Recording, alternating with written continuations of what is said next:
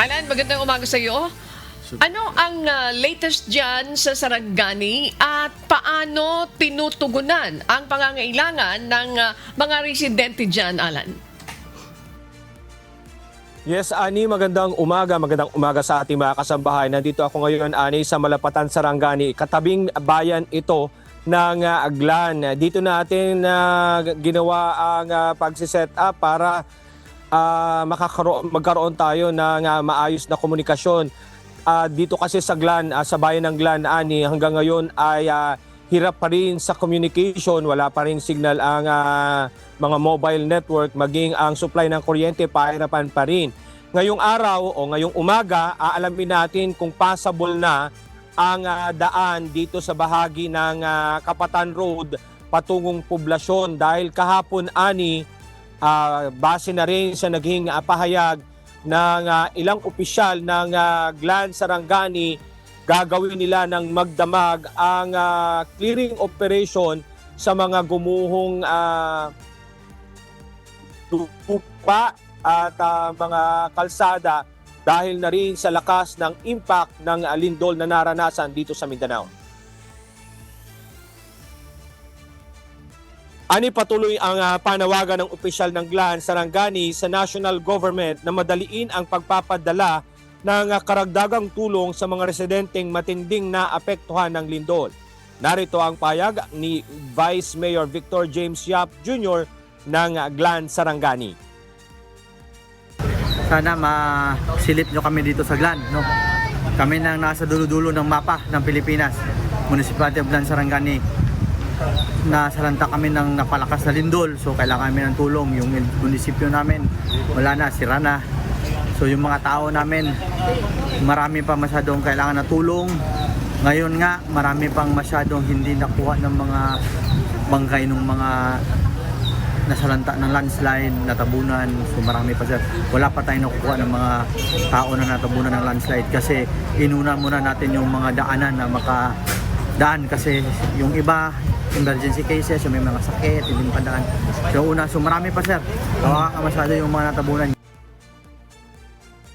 Sa plaza ng bayan ng Glan ngayon, nakatuloy ang mga pamilyang nawala ng tirahan matapos gumuho ang kanilang mga bahay. Bagamat nakapagbigay na ng mga tent ang Department of Social Welfare and Development o DSWD, sinasabi na hindi pa rin ito sapat dahil patuloy ang kakulangan sa pagkain at malinis na tubig inumin.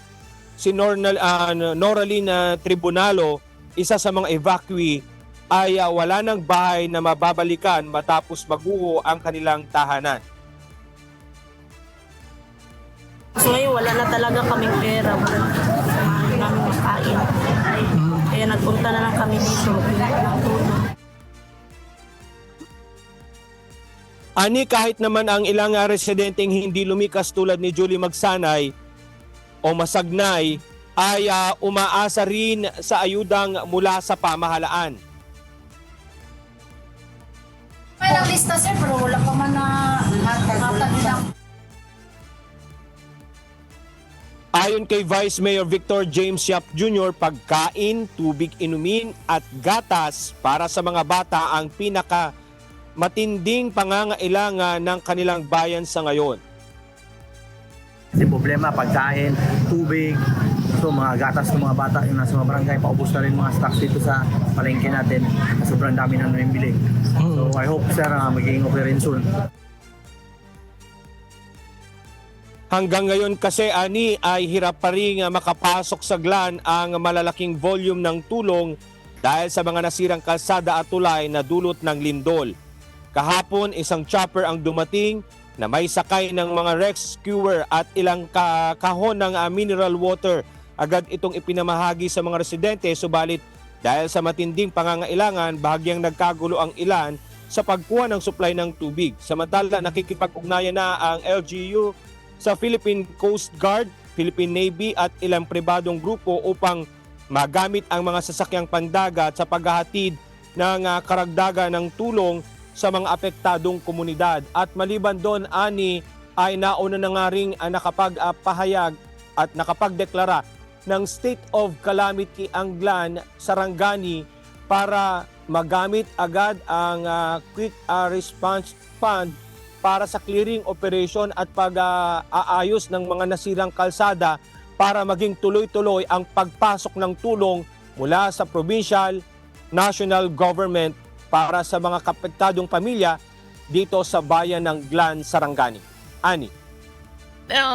Para magkaroon tayo ng karagdagang impormasyon, diyan sa kinalalagyan mo ay sabi mo Malapatan. Ito ay medyo malayo sa Glan. Ano ang hindi pwede doon sa Glan? Para ma-visualize ng ating mga kababayan, yung Glan kasi isa yan sa pinaka malaking munisipalidad. Completely wala pa rin bang ilaw dyan, hindi pa nare-restore even communication. Sa pagpunta natin kahapon, Ani, totally walang supply ng kuryente, walang signal ng komunikasyon, ng cellphone, maging ang mobile data na supposed to be kinagamit ngayon ng marami sa komunikasyon, lalo na sa mga social media platforms, ay pahirapan pa rin.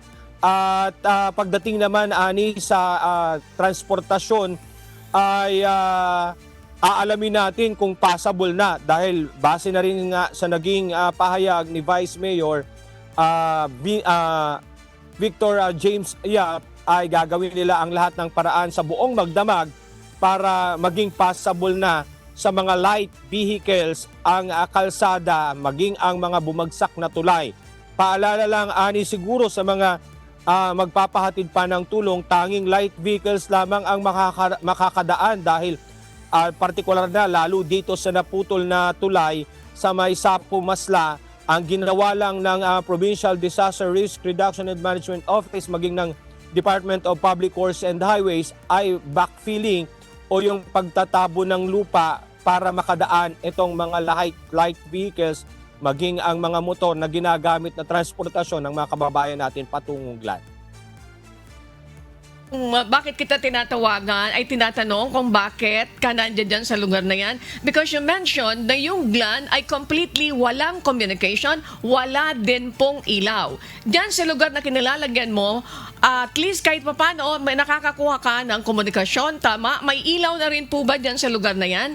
At ang susunod kong katanungan, mayroon mga air assets na lumipad, mayroon mga tulong na dinala, pero hindi ito sasapat. At kinakailangan yung mga kalsada ay ma-fix agad. Tanungin po kita, Alan, at this point you mentioned kasi mayroong ginagawang pamamaraan para ma-fix yung mga kalsada, para makatulong yung volume.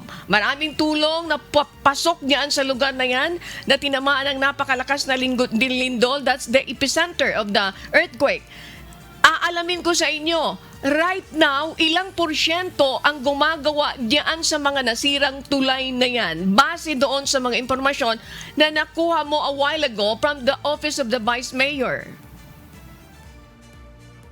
Ani, hindi tayo makakapagbigay ng eksaktong kung ilang porsyento, pero ang nakikita natin base sa mga obserbasyon ay yung mga rescuer na dumarating, may mga kani-kaniya silang bitbit na mga pala, mga kagamitan parang panghukay para mapabilis itong ginagawang clearing operation.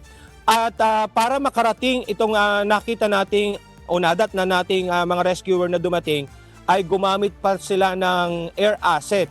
Ngayon naman, Ani, doon naman sa mga sea vessel na gagamitin naman na transportasyon sa paghatid ng tulong, ang magiging prioridad ng mga bangka o mga barkong gagamitin ay ang paghahatid ng mga fuel o crude oil para sa mga heavy equipment na gagamitin sa paghuhukay dahil ayon na rin sa naging pahayag ng ilang opisyal ng Glan, Sarangani, tapos na rin sila sa mga fuel na maaaring gamitin para mapabilis itong ginagawang operasyon sa mga kalsadang nasira at maging sa mga tulay na bumagsak. Okay. Alam mo, bakit natin tinatawagan ng pansin yan? Dahil baka nga yung mga private contractor, baka kailangan tumulong kasi mabilis ang engineering intervention. Yung mga temporary or emergency bridging ang kinakailangan dyan, na ito mga private contractor na ito ay alam nila kung paano gagawin. Sana, I do not know kung at this point ay magagawa ng paraan na yung vice mayor natin dyan ay may complete conversation na dito sa national government at ganun din doon sa mga counterpart nila dyan na mga construction company para matulungan sila na ma-fix yung mga kalsada dyan para makarating ang bulto. Sabi nyo nga po, may bulto na mga tulong na papasok, papunta dyan sa lugar na yan. Kaya lang ang problema, yung pagdating, yung daanan. Ang binabanggit din ng Vice Mayor a while ago, yung mga bata na kailangan ng gatas, yung mga mamamayan na kailangan ng tubig, kulang sa tubig. Mahirap kapag walang tubig. Madi-dehydrate yung ating mga kababayan dyan. So Alan, kami po ay patuloy. Mayroon dito mga karagdagang katanungan. Si Bernard kasama ko at saka si Sherwin. Bernard, ano yung mga gusto mong idagdag na katanungan dito kay Alan na nariyan sa lugar pa rin po ng Sarangani? Alan, ang isa sa kasi tanong dyan is yung kung nasaturate na ba o naabot na ba lahat ng mga affected na residente, lalo na yung malayo sa munisipalidad dun sa mga napinsala ng lindol. May ulat ba ang LGU, Alan, kung lahat ng kanilang nasasakupan na affected ay napuntahan na?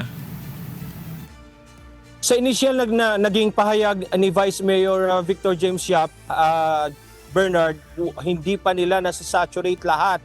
Katunayan, itong barangay New Aklan at maging ang itong Baluta ay isa sa mga barangay na pinaka-apektado rin ay hindi pa rin napapasok at hirap pa rin silang pasukin dahil sa mga bumitak na lupa, lalong-lalo na dito sa may New Aklan barangay.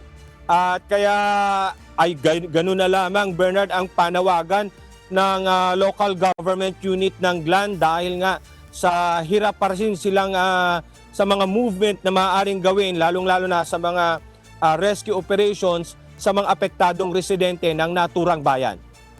Ano particular, Alan, yung kailangan nila na tulong from national government para marating itong sinasabi mo na hindi pa napupuntahan ng LGU? Maliban doon sa pagkain, tubig inumin at gatas para sa mga bata ay sinabi na rin ng LGU na kailangan nila ng supply ng mga krudo na maaaring gamitin o kaya naman makatulong additional manpower para sa pagpapabilis ng clearing operation sa mga gumuhong lupa at bumitak na kalsada at bumagsak na tulay sa kanilang lugar. Sa nakita mo dyan sa ipinapakitang video, nakuha mo, Alan, dyan sa mga evacuation center, dyan sa Sarangani, yan, kung di tayo nagkakamali, Sarangani yan, Alan, ay papaano yung sistema ngayon ng kanilang pagkain? Sila ba ay binibigyan ng relief package o yung nakakahon galing sa DSWD? At paano yung supply ng kanilang pagkain? Meron bang provided na hot meals na iniluluto ang dyan ang LGU para sa mga evacuees o kanya-kanyang luto sa ngayon ng kanilang pagkain yung mga residente as well as yung supply ng tubig?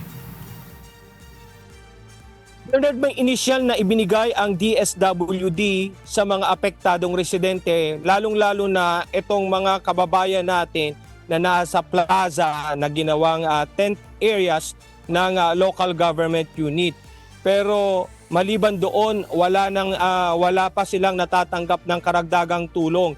Base na rin sa naging pahayag ng local officials, may mga coordination na silang ginagawa sa mga government groups or government agencies katulad ng PCG at Philippine Navy na makakatulong para maipasok itong mga tulong na maaaring madala dito sa bayan ng GLAN.